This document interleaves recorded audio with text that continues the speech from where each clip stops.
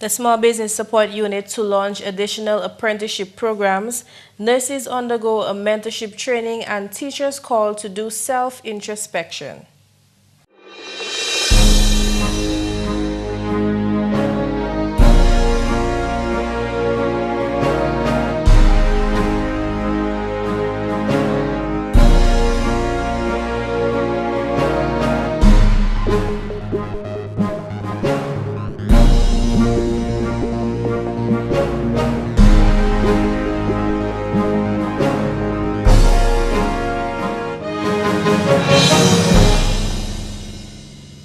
Thanks for joining us on another edition of National Focus. I'm Jarna, Hector. And I'm Mervin.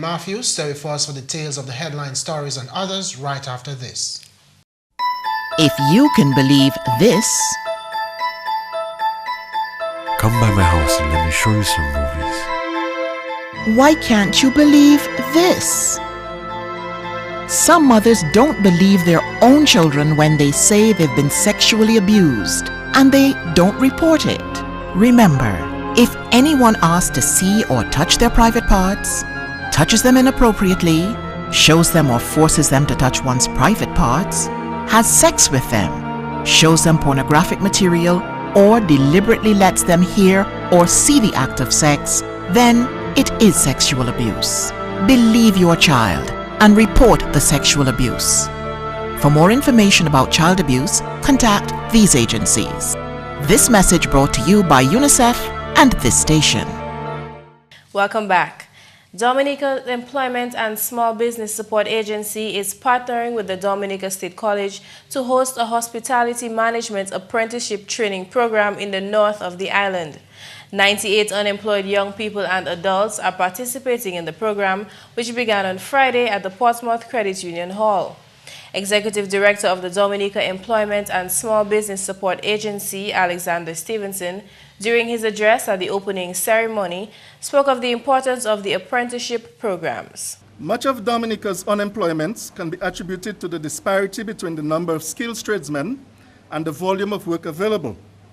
The objective of the apprenticeship program is to enhance job creation, increase local tax base, encourage private investment that can expand economic development opportunities, and refocus public spending on training by targeting vocational training and micro-enterprise skills on linkages with export sectors, and promoting in-firm training through the judicious use of financial incentives.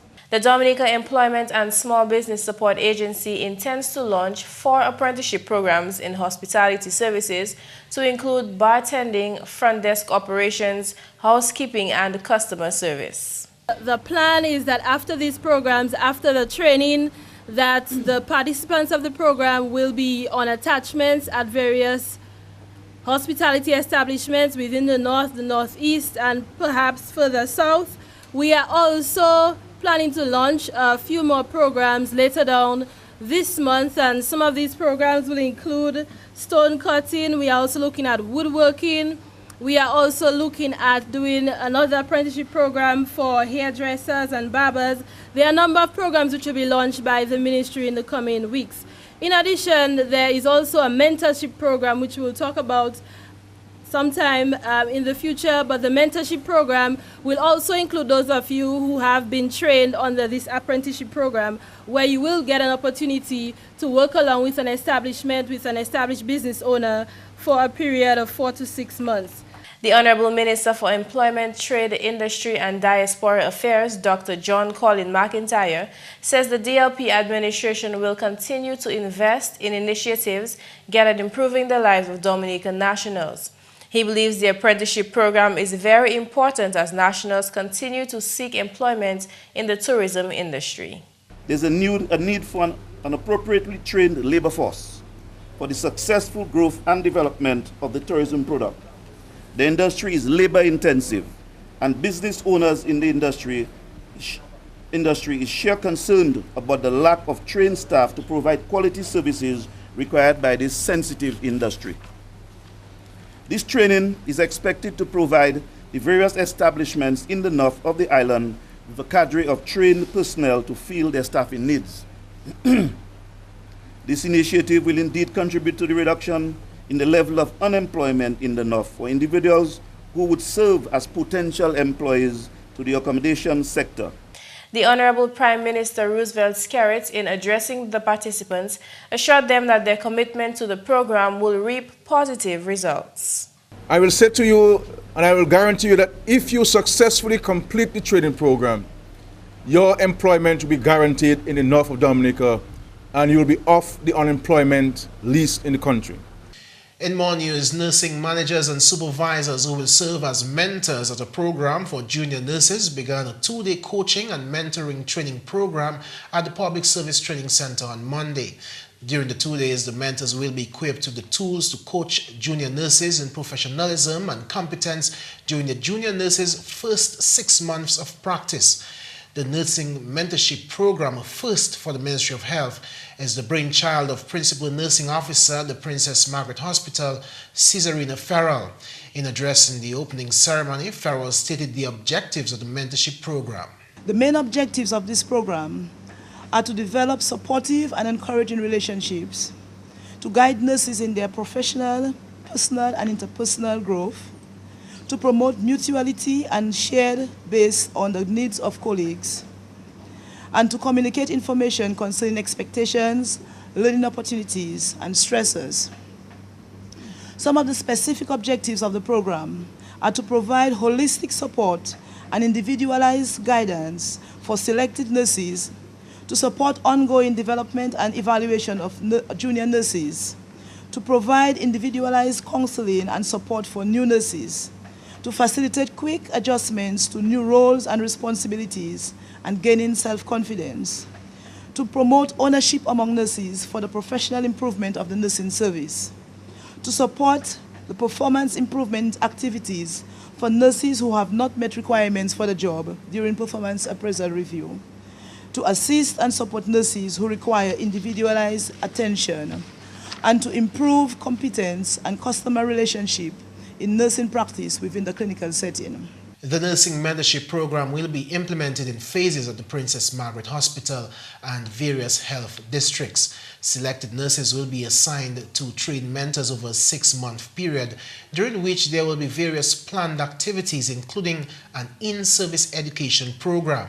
The Ministry of Health is fully supportive of the nurses mentorship program, highlighting that efforts must be made to support and motivate inexperienced nurses in order to retain a competent, productive, and efficient nursing staff. Our vision at the Ministry of Health is partnering for optimum health for all, and we have realized and are very much aware of the significant role that nurses play in making this a reality. Nurses are definitely the main contributors to delivery of healthcare in Dominica and the wider region. The Ministry of Health remains committed to providing quality healthcare for all those who utilize our health facilities. And in order to achieve this, several initiatives have been implemented in ensuring improvement of the care we give to those that we are called to serve. And it is commendable that this program is finally launched. The workshop is being facilitated by educator Lucina Laford Charles. A similar coaching and mentoring training workshop has been planned for October 28th and 29th, 2013. What we gonna do for reunion to survive? What we gonna do for reunion to survive? What we gonna do for reunion to survive? Come on everybody, tell me what we gonna do. We will build a village connecting our families, building our community and our country too. We will strive for peace and tranquility. Come on everybody, tell me what we gonna do. What we gonna do for reunion to survive? The Pidit Savan community officially launched its 2014 T-Savan reunion this past Saturday under the theme Connecting Families, Reuniting Community. Prime Minister Honorable Roosevelt Skerrit, recognizing the significance of reunions to communities, pledged $20,000 to the reunion activities. A Member of Parliament's role is not only about roads and bridges and playing fields and so forth. It's about bringing the ability to bring people together, and uniting communities and uniting families, moving with apolitical initiatives like a reunion where everybody can play his or her part in recognizing their own contribution. We've had the privilege in Vickers of having 2 reunions, and I can say to you that it has helped dramatically in bringing families together. It has also helped in bringing greater awareness on the part of the villagers who live out of the communities. And you have a number of people living in England and the United States of America and elsewhere who will be part of this very important initiative. I also know, having organized 2 reunions, that it can cost some money to organize because there are a number of activities that you have to put together. I have been advised that you do not yet have a budget in place because today is just the luncheon and you'll meet later on to put a budget together. But let me be the first person on behalf of the government to make a pledge to the 2014 reunion activities. And this will be our initial pledge of $20,000 to the reunion committee. Prime Minister Skerrit suggested that a community project should be identified as part of the reunion's legacy. We should identify a project or a program that can be a legacy of the reunion 2014. Whether it is the construction of 2 or 3 homes for some needy families, whether it is for the payment of provisional scholarships to students attending the Fairchild Secondary School, or whatever it is. But I believe that we should have a project in mind that could be a legacy of the reunion 2014. Parliamentary Representative Honorable Dr. Kenneth Daru challenged the wider community to set ablaze the community spirit that once existed in that community. I would like to challenge a wider community to reignite the flames of community awareness that lies in each and every one of us, and to bring back the good old days when taking care of our village and our people and keeping it clean was not the responsibility of the village council only, but of each and every one of us. The good old days when Pidit 7 was famous for its cleanliness and beautiful front yard gardens. I'm sure, ladies and gentlemen, I'm very sure if this is done in every village, including Pidit 7, very soon we should be able to see a drastic transformation of our community and our island by extension. Dr. Daru recommitted his efforts to developing the community further. As your PAL rep, I remain committed toward my effort at developing this community and a wider constituency by extension.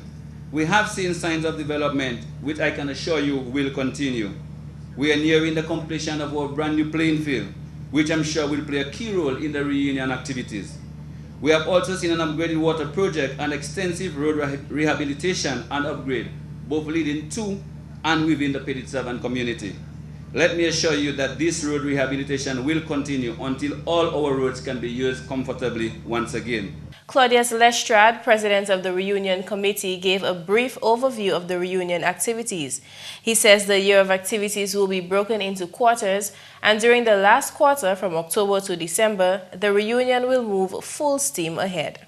Then we move into high gear of the reunion come October 2014 to December, where around this time, October 2014, we will celebrate 57 2014 reunion style.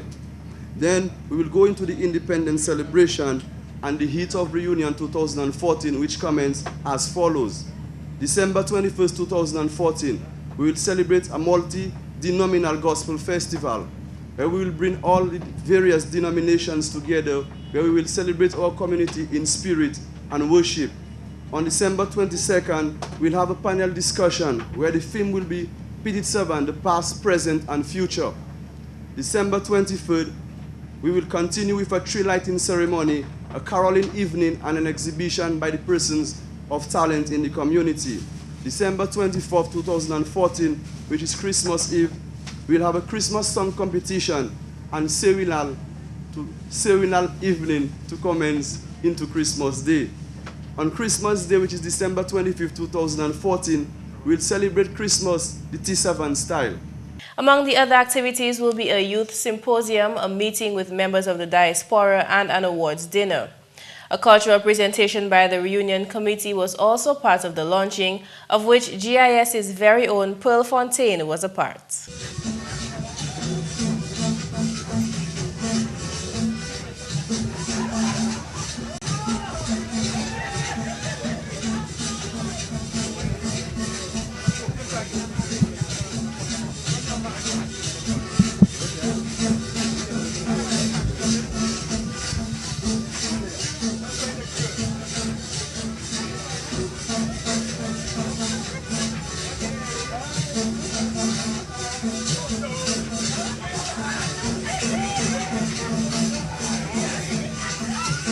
In more news, Parliamentary Representative for the Cottage constituency, Honorable Reginald Austri, has called on the island's teachers to do some introspection to determine whether they have been true to the teaching profession.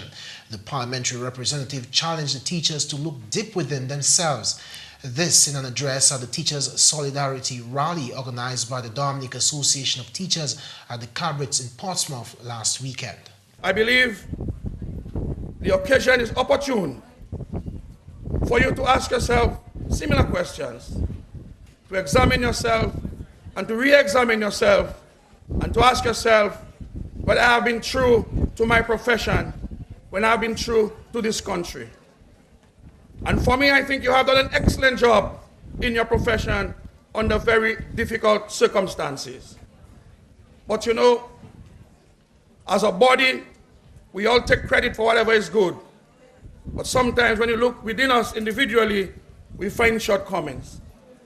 And I believe today is a day for introspection, for self-examination, and for recommitment to the task that has been bestowed upon you. Meantime, featured speaker at the rally, retired primary school and former General Secretary of the Dominica Association of Teachers, Clifford Wallace, called on members of the teaching alumni to uphold the ideals of the profession. If you, the members within the teaching service and by extension, the members of the Dominica Association of Teachers are not committed to the cause, if you are not prepared to stand up and give your elected executive the necessary support and the necessary professional backing, then I assure you, not only you, the members of the GAT, not only those who have made their presence felt here today, not only those who are in present-day leadership positions, but the entire teaching service will be brought down into ultimate disrepute and disintegration. The Teachers' Rally, which coincided with events marking International Teachers' Day, was held under the theme, Teachers Take the Lead for Quality Education. Wallace, in his presentation, reminded teachers of the leadership role which they should take in ensuring that they provide quality education. It stands to reason that a firm and strong foundation must be set starting at the grassroots level. Fellow teachers, I believe the time has come for you as teachers and who are now being called upon to take the lead in disseminating quality education, for you to unite yourselves in order not only to cope with the challenges of mere change, but to realistically acquaint yourselves to professionally overcome those impediments with which you are being bombarded on a daily basis at your workplaces. The Teachers' Rally was also addressed by the island's Minister for Education, Honorable Peter Sejar. GIS will bring you excerpts from his presentation in a future newscast. And residents of Capuchin gathered at the Roman Catholic Chapel on Sunday for a special Mass in celebration of the feast of St. Francis of Assisi. The morning Mass was attended by President of Dominica, His Excellency Charles Savary and Mrs. Savary, Prime Minister Honorable Roosevelt Skerrit, Parliamentary Representative for the Cottage constituency, Honorable Reginald Austri, other members of Cabinet, and scores of residents from Capuchin and neighboring communities.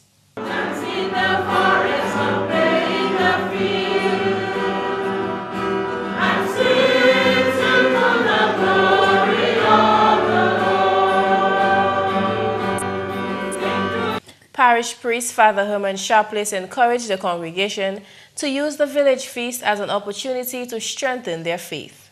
Today is a day for us to all examine ourselves and ask ourselves, am I a person of faith? Is my faith about quantity or quality? Is God blessing me because of my faith and trust in God? Or am I enjoying the blessing through evil activities or corrupt activities? Whatever the blessings may be, if it comes from God, people of faith understand who God bless, no man curse. May God increase our faith and may He give us the strength to walk that journey, looking always towards Him with a faith with a quality of faith that is rich and ever growing. Amen. Dominica's Prime Minister Honorable Roosevelt Skerrit, in his address at Sunday's Mass, called for more constructive dialogue among the population. We have to look at the implications and the consequences of those things. Let us continue to remain positive. Dominica needs positive people. We need more constructive dialogue and discussion in our country. It is not about criticizing the government, because criticism alone will not build Dominica. Criticizing the church will not make all of us go to heaven. It is what we do as Christians which will determine whether we get to heaven or not. I am not a judge on earth or elsewhere. It is the good Lord who will judge us, each one of us, as to what we've done for the good of his people. And the Lord is not a Lord of confusion. So where there is confusion, it is not the Lord who is propagating or promoting that confusion. And finally, this news time, 11 journalists from developing countries all around the world spent 5 weeks in the care of United Nations officials, learning the ins and outs of the organization. The journalists spent 4 weeks in New York meeting with United Nations officials from various departments and agencies, including UNICEF, the World Food Programme, the United Nations Development Programme, Human Rights Watch, the Committee on the Protection of Journalists, and a number of others. Following those 4 weeks, the experience continued to the UN office at Geneva, where the journalists were exposed to the humanitarian and human rights side of the United Nations. The program ended last Friday with a short ceremony at UN Geneva. The highlights of the program include a discussion with the Secretary General of the United Nations, Ban Ki-moon. GIS's Jarna Hector represented Dominica during those 5 weeks. Jarna, just speak with me about the discussion with Ban Ki-moon. I think, as you mentioned, is the highlight of your 5 weeks. I do consider it the highlight. It was a very different discussion. Usually when you speak with high-level officials, they speak at you. But Mr. Ban, he was interested in what we had to say as journalists. He asked what was on your mind. And he wanted to know what issues journalists faced in the countries that we came from. He wanted to know what the United Nations can do to make our work easier. We also spoke about climate change. We spoke about disarmament. A few of the issues didn't relate to Dominica because we're a small, island developing state. But the climate change discussion was very interesting. He said that everybody can play their part in dealing with climate change, and it's the little things that we do that affect the overall scheme of things. So that discussion, it was interesting. It was a bit humbling as well, because he was just so open with us. So I would consider that the highlight of the entire program. I just can't help but ask, what were some of the matters that you said that the journalists themselves raised some of the concerns affecting them? What were some of those concerns? Well, journalists came from Iraq and Afghanistan, so they had questions of the conflict situations in their country, peacekeeping and disarmament. We also spoke on the Syria issue and the use of weapons against the people. We spoke about what kind of decisions the UN would take in situations like that. I mean, he didn't really, reveal UN secrets, but he revealed that the objective is to basically look out for the well-being of average people. And I'm sure coming from that, you have quite a wealth of knowledge now about the operations of the United Nations. I do. Actually, that wealth of knowledge feels like it's floating around in my head because it's a lot of information. It was 9 to 5, 6, 7, 8 every day. And we had a number of briefings every day. So a lot of information. And the good thing is that there was a bit of networking so that when a resource is needed to write a story or to look into some situation, then I think I have a lot of information. I know where to go if I need more information. And I don't want to keep the information to myself. So I want to feel like somebody that can help. No, because I mean, it wasn't for myself. So it was to contribute to my own country. So I want to be tapped into for that information that I have floating around in my head. Okay, well, I hope that you took some time in the weeks and months ahead to share some of that wealth of knowledge. I hope so too. Okay. And that's the English segment of the news. Coming up next, how to reduce your risk of heart disease. Do you have uncovered water storage drums around your home? Do you dispose of old tires, cans, and old containers capable of holding water anywhere in your environment? Are you being bitten by mosquitoes, particularly at dusk and early morning? Do you keep houseplants in water? Do you spend your hard-earned cash to control mosquitoes? Has your community experienced dengue fever outbreaks? If your answer is yes to at least 3 questions above, you are at risk to dengue fever. Join the fight against dengue fever. The responsibility for a dengue-free Dominica lies with you. So, get rid of the Aedes aegypti mosquito.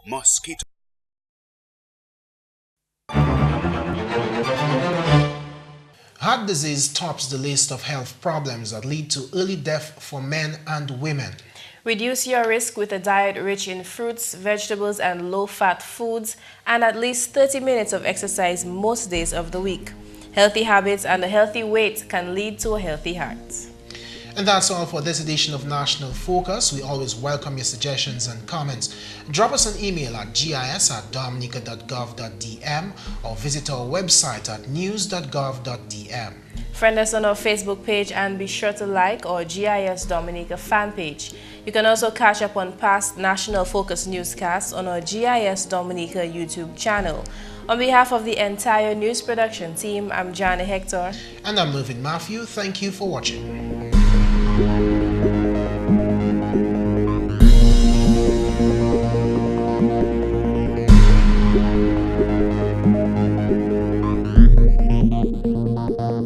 Thank you.